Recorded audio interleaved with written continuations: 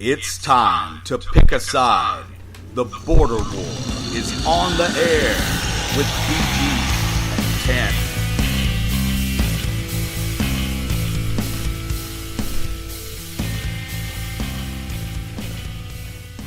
All right, true believers, welcome into the Border War for April the 18th, 2018. This is BG. I'm here with the TanMan. This is the Border War. You can follow us on Twitter at the Border War. I am on Border War. I am on Twitter at BG_Border War. And TanMan is at TanMan3264. Be sure to like and download us on the Spreaker app. All right, a little bit of a different format this week. We're going to speed things up a little bit. So we are going to get right into the thick of it in the NFL. Oh, man. So if you're listening right now, you can probably already guess what the biggest story this week was. If you've been under a rock. Yeah, the Cowboys cut Dez Bryant. I personally think it's a good move. We've talked about this for the past 3 or 4 weeks. I don't think he's worth the contract that you guys were paying him.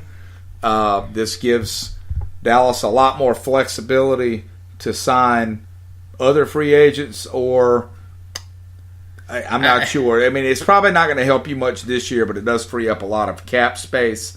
I know you didn't want to get rid of him. My first reaction whenever I heard the news, I was a little bit of disbelief, followed by a little shock. Yeah.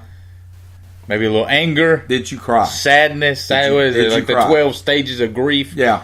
I honestly couldn't believe it when I heard the news, because I really thought that the meeting with Jerry Jones. The meeting with Jerry would look, you come know, and hammer things out. Let me tell you why this is good news for you, whether or not you agree with whether it was the right thing.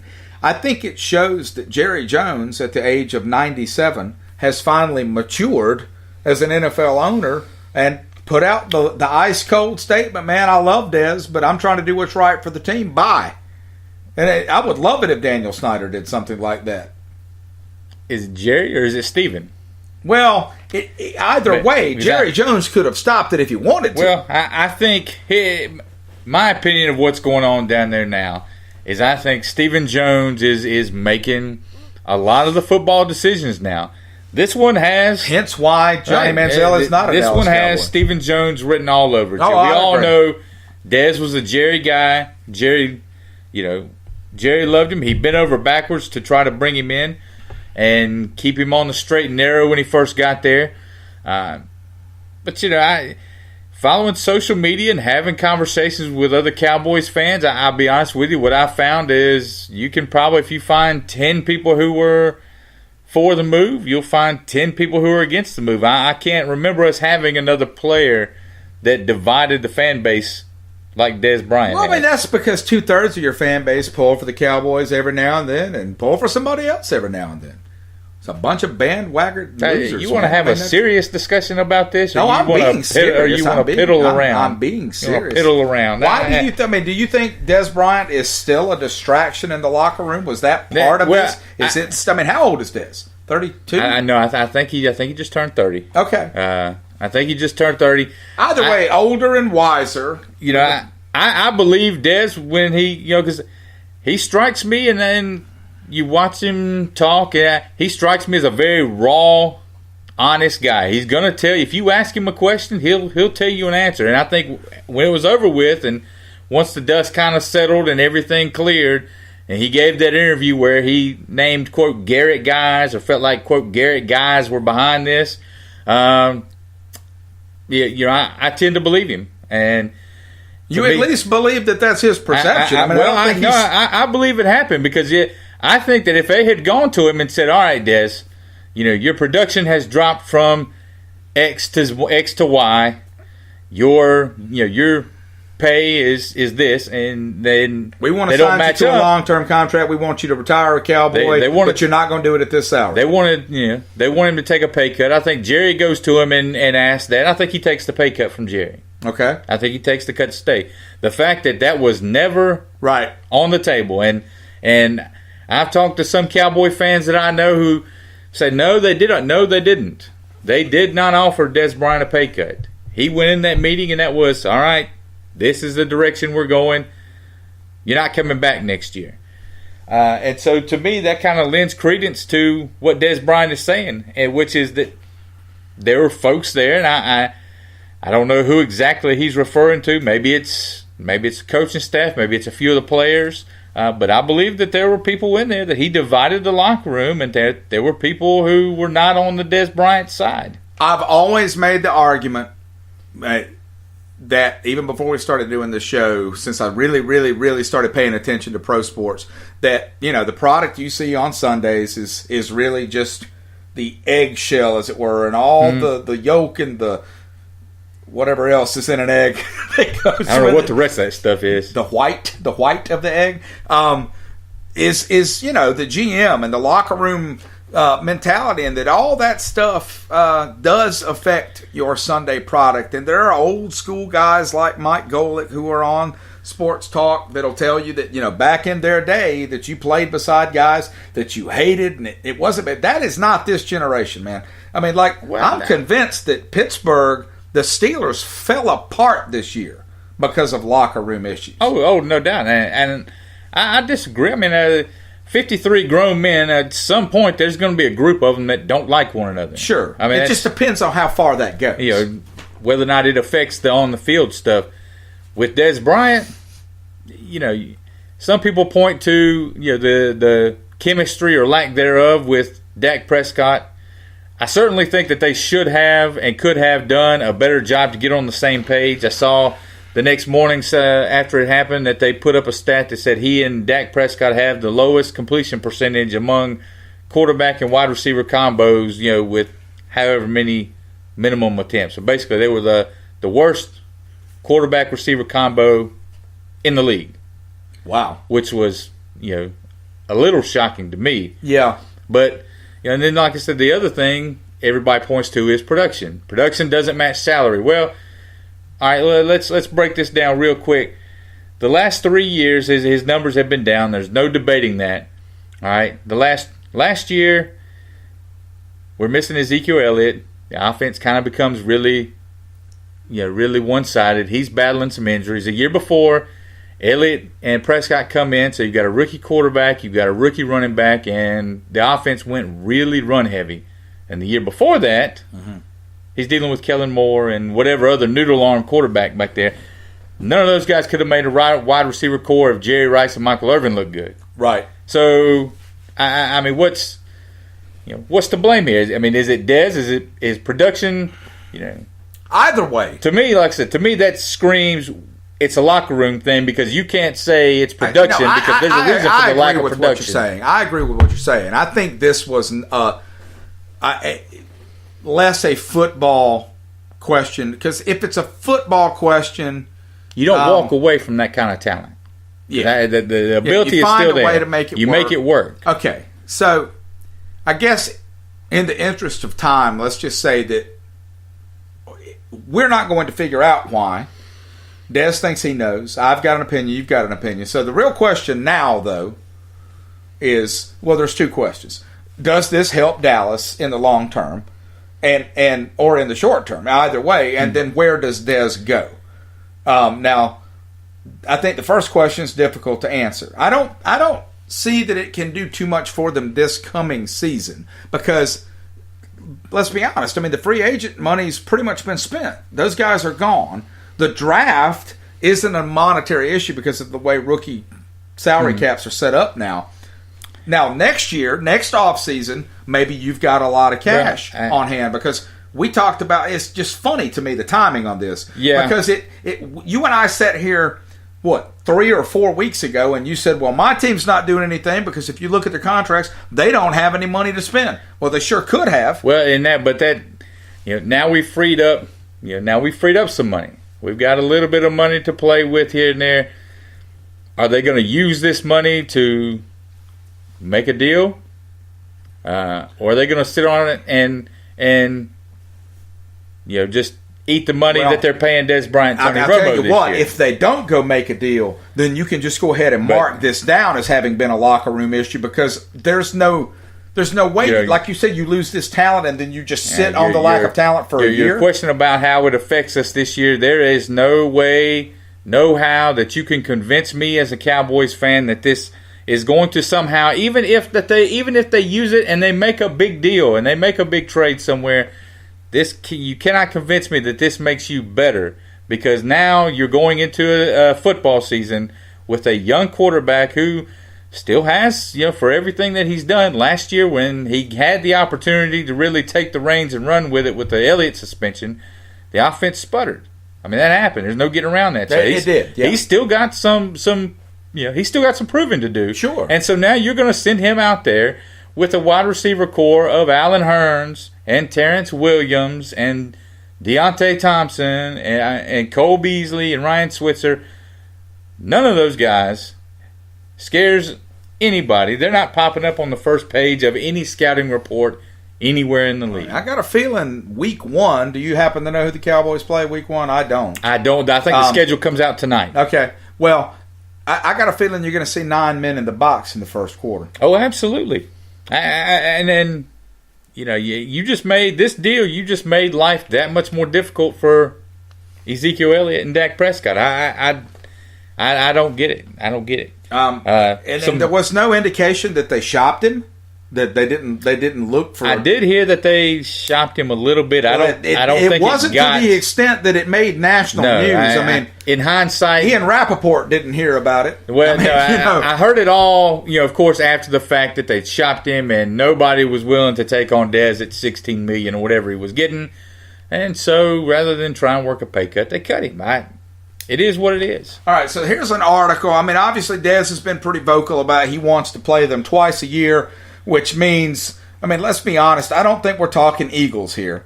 So he wants to play for the Giants or the Redskins. Those are the two teams that I think, I'll be honest with you, I don't see either one of those things happening. Will. I don't think either one of them pays him. He would love to get back in the East, and I think it's possible. Only because I don't believe that Dez is right now.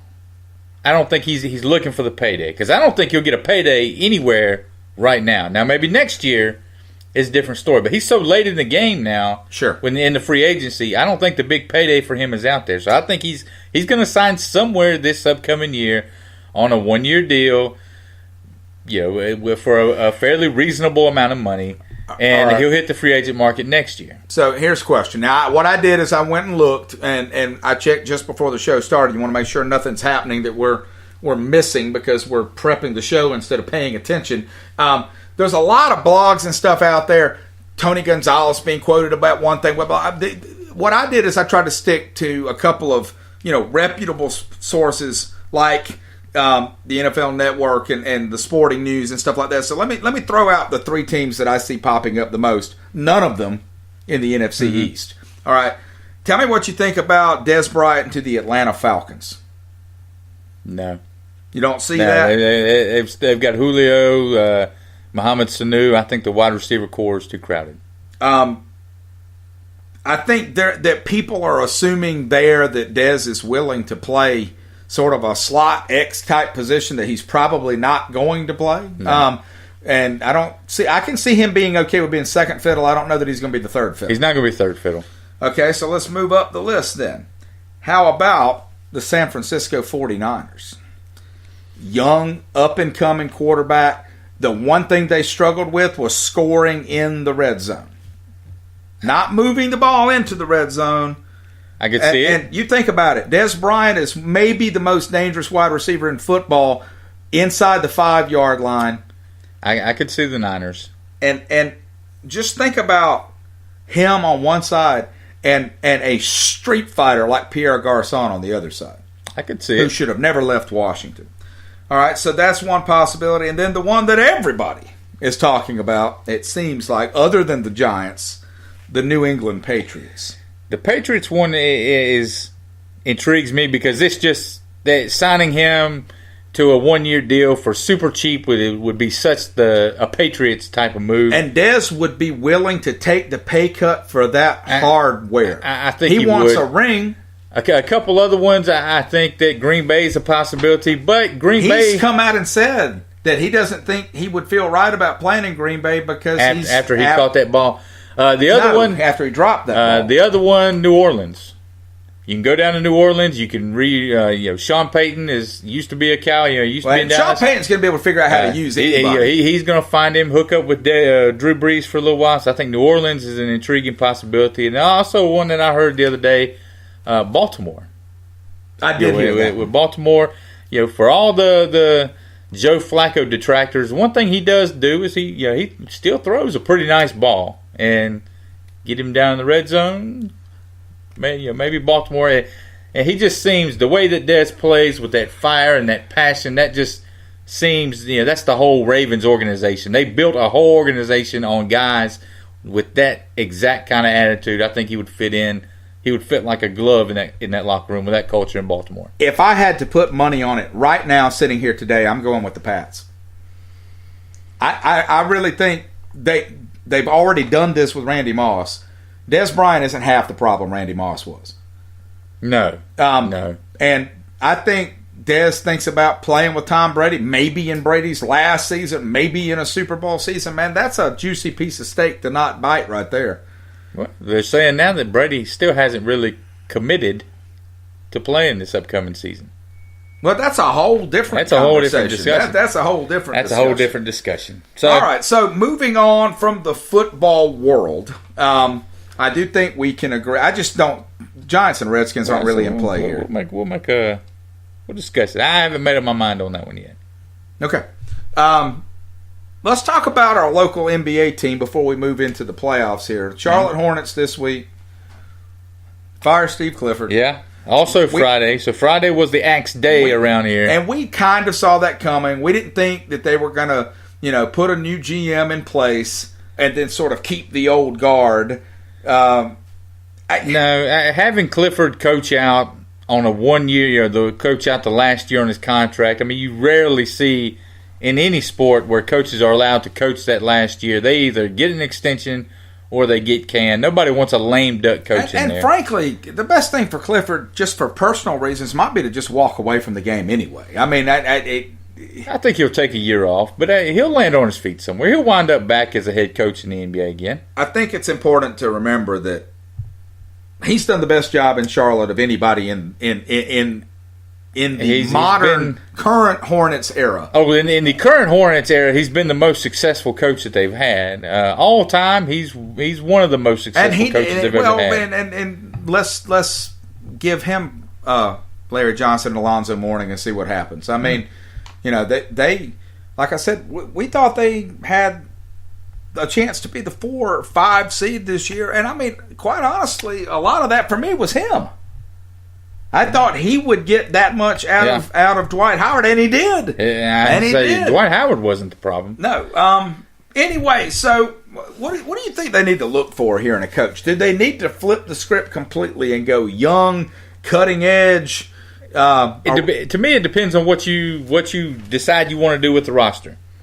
If you're going to blow the thing up and tear it all the way down, move Kemba Walker, find a suitor to take Nick Batum. If you're going to tear the whole thing down, then I think you go out and I think you can find a mall food court to take Nick Batum. You got to. I don't care what you do. You got to put him somewhere else. The guy that they need to bring in, my pick would be David Fizdale. Fizdale, he was an assistant. That's a name that's popped up quite a bit. Popping up. He was an assistant in Miami with their LeBron, Wade, and Bosh teams. He went to Memphis. And I tell you, got kind of a wrong deal on Memphis. Eric Spoelstra enough credit either. No. I mean, he's got that team still relevant. Okay, and not a bad guy to have learned from, in my opinion. But to me, they need to go out and get someone who's got a reputation of developing players. Because the one thing that the Hornets name, other than Kemba Walker, name me a young player that they brought in that they've. Well, look at the disaster that is Malik Monk. I mean, I know it's only been 1 year, but you can't develop off the roster. No, and when they finally got Monk up to the big team toward the end of the season, once they knew they were out of the playoffs, he got some run. He did a nice job. But I think you need to get someone that that has a reputation of developing young players and wants to work with the young players, because I have a feeling they're going to tear the thing down. Now, I don't know exactly what I mean by this question. Okay, so when we talk about the attractiveness of the Charlotte Hornets job, okay, I think I have a tendency to go back to thinking it's 1989 or it's 1995 and that it's a small market. But Oklahoma City is a small market, okay? Minneapolis is a small market. Yeah. All right. So my point is, I think we have to be careful, and you already know this, so I'm preaching to the choir with you, but just to the casual NBA fan out there listening, and the NBA is in our box, correct? I think it's in the box. It's in the box. Okay. So to the casual NBA fan out there listening, endorsements and everything, I mean, social media and internet and technology, that's changed all that. I don't think it matters where you play. I don't think they think about that as far as shoe deals and clothing deals and, how much am I going to get for autographs and stuff. I think really now it has become about playing with guys I like and playing for hardware. Mm-hmm. And from that standpoint, the Hornets have one advantage, and that's that they're in the East. That is an advantage, in my opinion, because you just don't have to contend with what you have to contend with in the West for right now. That could all change. You spoke on attractiveness. I think would you consider the Hornets' job more attractive than the New York Knicks? No. I say yes. I think the Knicks are a train wreck. I mean, their owner is terrible. Well, and that one thing is true, and he's not going anywhere. No, he's not going anywhere. I think the Knicks family. Yeah, I think the Knicks are a mess. The Hornets to me is attractive for this reason, because you're bringing in Kupchak, who's got a good reputation. He's had success with his run in LA, but this has the potential to be a blank slate. You can make this whatever you want to make it, and it doesn't count for nothing. The best uniforms in the NBA. Nice uniforms, brand new arena, but very nice arena. But and a growing market. They are very close to being able to wipe the slate completely clean and start over. And so for that reason, I think it's an attractive job. You've changed my mind there. I mean, I was thinking more, Madison Square Garden's your home court. The Big Apple, the history of New York Knicks basketball, the triangle, all that stuff. But you're right. That isn't how GMs think. That certainly isn't how head coaches think. I mean, I don't think they do. I mean, we talked about, Villanova and, the chance to coach in Madison Square Garden. But, what do you think the chances that they hire your guy are? I mean, what I think Fizdale would be an interesting hire. He's going to have his choice of jobs, in my opinion. There's going to be several of them. Phoenix is going to come open, or probably is open. Phoenix. I think the Hornets is a much more attractive job than Phoenix, just because the fact that Phoenix is in the West. Good luck with. I mean, you're building from nothing. You are, but Phoenix has been stockpiling high draft picks for a few years, so they've got. They're going to need them. Well, they've got Jackson. They've got Devin Booker. They're going to wind up with another top 2 or 3 pick in this year's draft. They've got Devin Booker for now, but Devin Booker's already basically saying, "Man, if we don't make the playoffs this year, I'm gone." But in another strong, like I said, you got Jackson, you got Booker, another strong draft. You could come out of this draft with Luka Doncic or DeAndre Ayton. I mean, that's pretty good. I mean, that's not bad. Now you're stuck in the West. Probably not going to be in the playoffs next year, but that's not bad. And we've talked about this year. I mean, like the Hornets, even this season, as abysmal as it sort of felt, they finished 10 games under 500. Yeah. 6 more wins. 5 more wins. You're probably an 8 seed. I mean, I know that's not the crown jewel of anything, but I mean, it's the playoffs. The one name that is coming up that I think that they should really stay away from, and I kind of hate to say this, but is Jerry Stackhouse. Okay. He's coaching the Raptors G League team. Last year, they win the championship. This year, they lose in the finals to the Spurs team. But Stackhouse, he's going to be an NBA head coach soon. But I think with Jordan's reputation of bringing in North Carolina players, bringing in coaches, he brought in Larry Brown to coach. I think his ties to the university, I think bringing in Stackhouse just sets yourself up for failure. Because if you're going to tear the thing down, number one, I don't want to see his first opportunity in the NBA come with a team that they're getting ready to tear down, start from scratch. But two, if it doesn't work, then you're saddled with you're back to being saddled with the narrative of Jordan hiring Tar Heel guys and starting. Yeah, and I think you stay away from that completely. So Fizdale would be my top choice, and Stackhouse would be the one that I would stay away from. Well, we'll definitely keep an eye on it. Both of us Hornets fans. We'll see where that goes. So obviously the NBA playoffs in full swing now. Moving on to that discussion. It's been a fun bunch of games so far, but a lot of 2-0 series so far. A lot that look like they might end up 4-0 series. Which series right now still has your attention? Is first round that you're kind of paying attention to? I've got an opinion too, but I'm a nice guy. I'm going to let you go. You let me go first. Yeah. The most intriguing. I'm going to stay away from the one in the East that we'll get to in a minute. I'll say Minnesota and Houston. Just because I don't think Minnesota is going to win the series. But you saw in Game 1, it was hard. I think it was hard, and they kind of bailed them out. Chris Paul didn't play that great. They didn't look so sharp. Minnesota, I think what they lose, they lost by single digits, and Karl Anthony Towns had 8 points.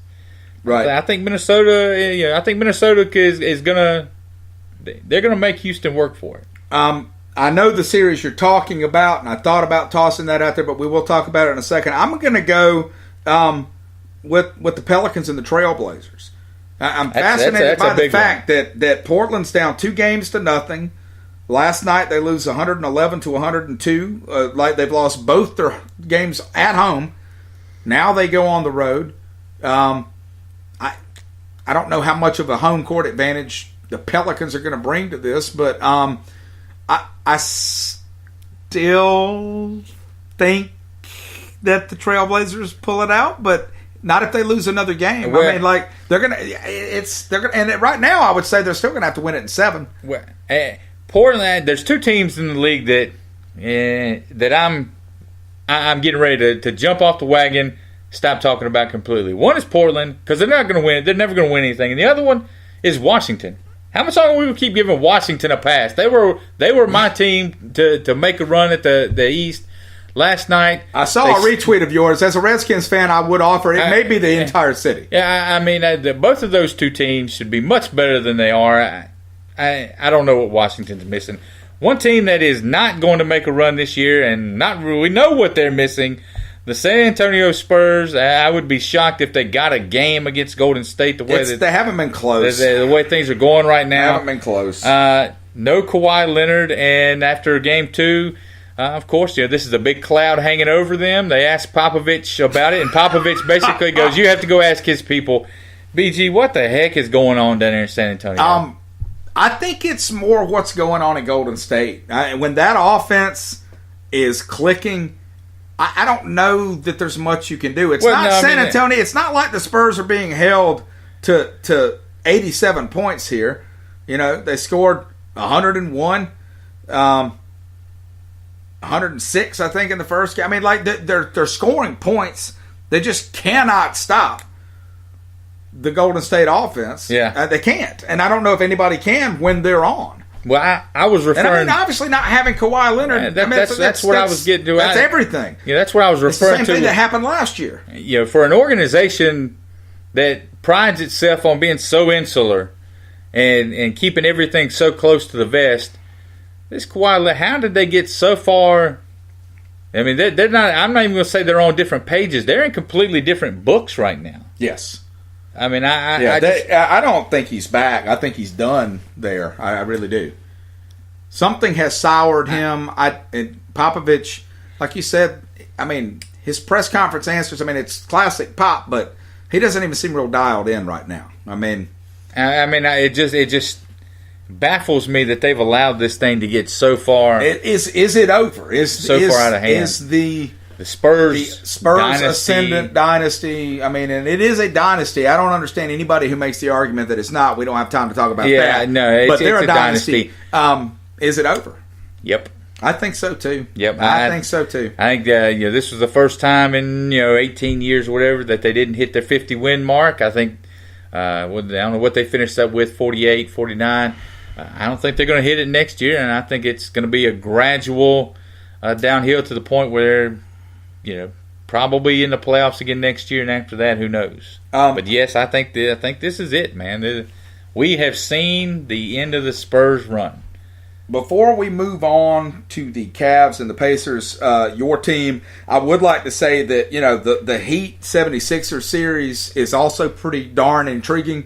It's one of the few where both teams have won a game, and I think it's intriguing both because of the answer. I said, Spoelstra, when he had the big three down there, everybody thought he was a joke. Man, it turned this guy's not a joke. He can coach. No, he can coach. He's got this team relevant, has kept them relevant since all of those guys left, even though he's got one of them back in a much lesser form. And then the 76ers, to me, obviously are intriguing because, like we talked about last week, if they're not the ascendant team in the East next season, they're such a fun team to watch. Yeah. And this has all been without Embiid. That's the thing. When they get Embiid back, he and Hassan Whiteside, they've got a little back and forth going. Oh, Whiteside's a bad man. That's going to be so much fun. Okay, so getting to the Cavs and the Pacers, both of them, we've been mentally preparing ourselves for LeBron to go 0 dark 30 here, right? And they're going to just annihilate people. You thought you could see it coming at the end of the regular season. He's locked in. He's focused. What in the world is going on? He didn't get any help the other night. He did not get any help. He didn't get any help. It looked like the first year they made the playoffs during his first stint with the Cavs. It turned into LeBron and friends again instead of him having an actual running mate. But other than that, they just couldn't. They just flat could not stop. And I mean, Oladipo the other day. The thing that caught me too is I texted you sort of it's middle of the third quarter. I quit talking about it. I was trying to stay away from it because we've had a well-documented border war jinx on this show.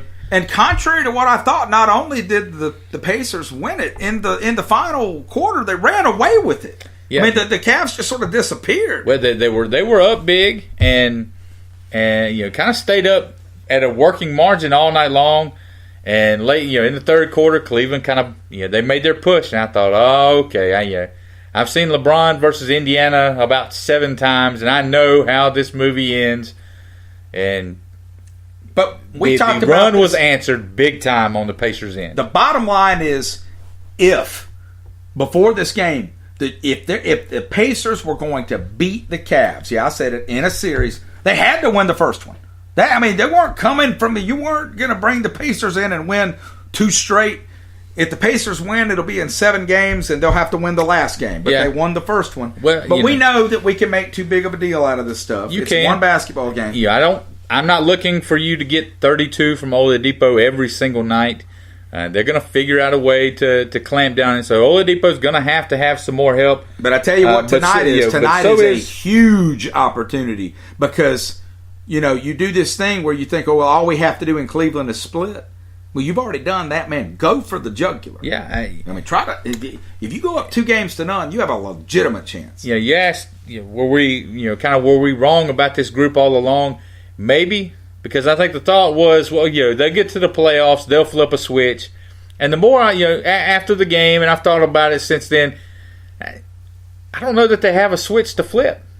Because they turned this roster over at the trade deadline. Jordan Clarkson's never been on anything but a losing team. Rodney Hood is, they had some nice, a nice run or two in Utah, but he's never really been in the spotlight that he's in now. Same thing with Larry Nance. He's always been on losing teams now. As a group, do they have a switch they can flip? And let's be honest. I don't know. The story here isn't this series with the Pacers. Obviously, if they lose it, that's an incredibly disappointing season. Cleveland 8-point favorites tonight at home, but I'm telling you, if from a Pacers fan standpoint, you've been playing. You played a 4-game series with them all season. If you lose tonight, you're just down to a 5-game series. You don't really feel any better about that than you did the 7-game series.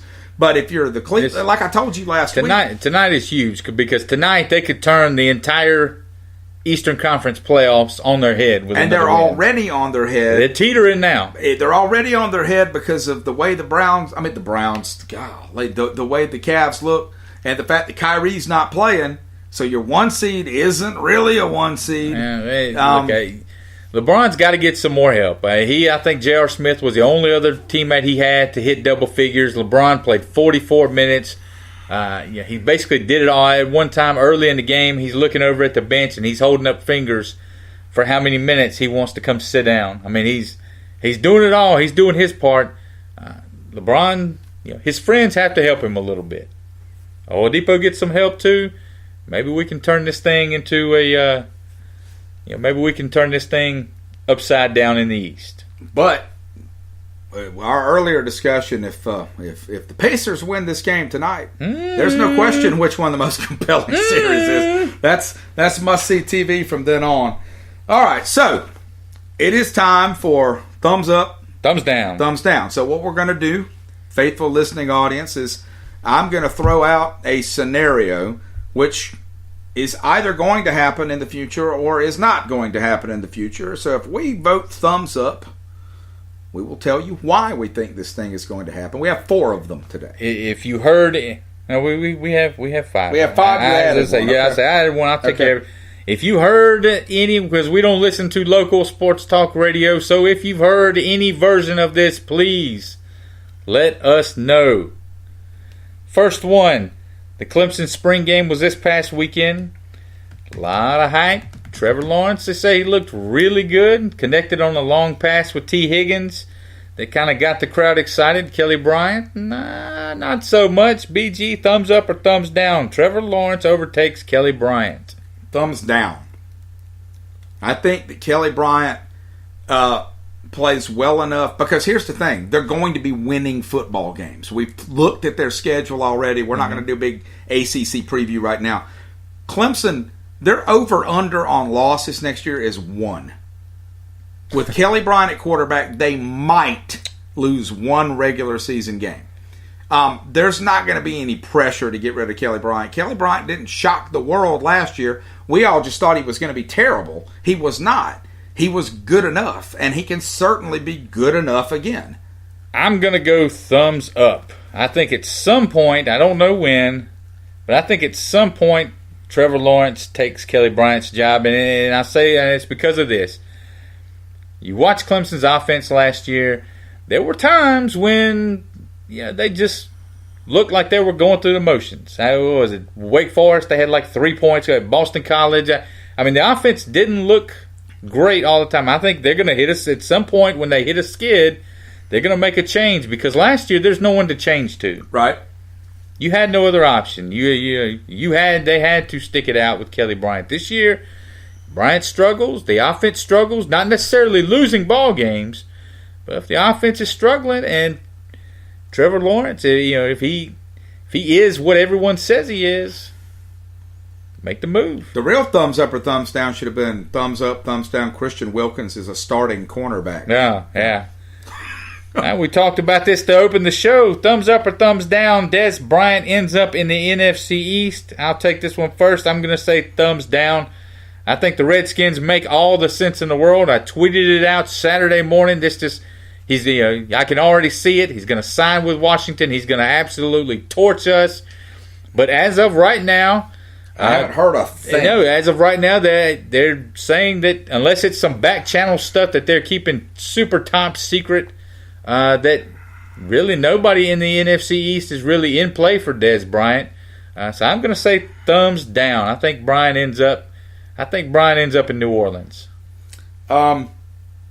I'm not sure. I think he ends up in New England. I've already said that. But, yeah, I don't see him playing for I don't think the Giants need him. And for whatever reason, I don't think the Redskins are in financial irresponsibility. I don't get that. Well, if you could get Dez Bryant for... Well, that's a big if, though, But if you can get... If he's willing to play for his 1 year at a reasonable salary... The Redskins are only interested in signing big names at completely unreasonable salaries. Oh, man. Maybe in 4 years we're interested in Dez once he's finished. When he's 34. Yes. Thumbs up or thumbs down, the Cowboys use the money they're saving, the cap space they've created, and they make the trade for Earl Thomas. Earl Thomas not at the first day of voluntary workouts for the Seahawks. I'm just going to play the odds here and say thumbs down. It makes all the sense in the world. I think he might go somewhere, but there's 31 other teams. I'll just assume he's going to play for one of those. I'm going to say thumbs up. I think Dallas makes the trade for Earl Thomas. He went and hawked Jason Garrett down after the game last year. That is true. Said, come get me. I think Seattle is in the middle of overturning this super... And I love it because my traitorous 10-year-old has decided that's his team. Yeah. And boy, did he join that train late. So Richard Sherman is out of there. Michael Bennett is out of there. I think they're in the middle of tearing this thing down and rebuilding on that defensive side. I think Earl Thomas is the next one out. Earl Thomas is going to be a Cowboy very, very soon. Thumbs up. Here's one, BG. This will be Frank Martin's last season in Columbia. You just heard another, what did they lose? 3 transfers, a couple transfers this year. 2, and then Brian Bowen just declared for... Chris Silva's declared for the draft. A minute for them. Chris Silva's declared for the draft. Now, to be fair, both of those guys could be Gamecocks next year. They could. I mean, they're not... They're both of them, I think, have said it. They're not hiring agents. They're just testing the waters. But I hate to say it, TanMan, I'm going to go thumbs up on this one. I think Martin... you and I have talked about it. Something down there doesn't mesh, and that sounds crazy as a South Carolina fan. That doesn't. Don't misunderstand me. I'm not in favor of it. I wish we could keep him. I don't particularly think he's that interested in staying. You can go back to the fact that he was hired by Eric Hyman, who almost immediately left for Texas A&M. Martin didn't like the fact that one of his fellow coaches was promoted, and the reason I know that is because he had a press conference where he said, "This smells funny. Ray Tanner was supposed to be my colleague, not my boss." Tanner calmed it down. What happens the next year? Tanner suspends him. Yeah. I don't think he's perfectly happy there. I don't think fans are all that happy with him, even with the Final Four. I think he's gone. I agree with you. I'm going to thumbs up on this one. There's something going on down there. What was he had 5 transfers out of the last 2 recruiting classes. He's got Silva, guys who were lined up to play. Also. Yeah, Silva's declared for the draft. I think there's a real good chance, even though he's not hiring an agent, I think there's a really good chance that Silva is going to be out of there. I think he'll have some guys who's supposed to get Felder back this upcoming year, but I think after this upcoming season, next year's roster could be, completely foreign to him. I think that I think Coach Sarr is going to have some options after next year. Again, like you just said, it's something I can't quite put your finger on. I don't think he's happy. I don't think they're overly happy with him. Thumbs up. I think this will be it for Frank Martin. And lastly, real quick, I wanted to say I'd like to go back and change my thumbs up or thumbs down last week for South Carolina baseball making the playoffs. No, you can't. They lost to Presbyterian last night. I think they're probably not going to make it. The PC. Yeah. PC hose. Very terrible. Last one on the list for this week, BG. LeBron James will strip naked and burn his own jersey at midcourt if the Pacers knock out the Cavs in round 1. All right, so clarification question. If he takes off just his shirt, leaves his pants on, and burns the jersey, does he have to be completely naked? Completely naked at midcourt. Okay, I'm going to go thumbs down because I think what happens is he burns his jersey but leaves his socks, one shoe, and one leg of his pants on. Nope. If the Pacers win, LeBron James will walk off the floor, stark naked as the day he was born. He'll burn it all in the middle of the floor. He will be out of there, man. He will be out of there. LeBron James was not born. He was hatched out of a basketball. You didn't know that? I did not know that. Well, then he will be naked as the day he was hatched because he will be gone. That is it for this week's show. We hope you enjoyed it. Please follow us on Twitter at The Border War. I am at BG_Border War. TanMan is at TanMan3264 because he's not creative enough to get rid of those numbers. Email us. They don't make any sense. Email us at CarolinaBorderWar@gmail.com and like and download us through the Spreaker app. We can also be found on YouTube, SoundCloud, and be sure and share share our broadcast on Facebook and like us on Spreaker. Share the broadcast, not the video before the broadcast. I had somebody else today tell me they had watched our show. I'm like, no, you didn't. No, you didn't. Our show is audio. Yeah. Hey, thanks for listening, guys. Thank you, guys. We hope you enjoyed it. If you're eating ghost peppers, milk is the thing to drink with them, not water.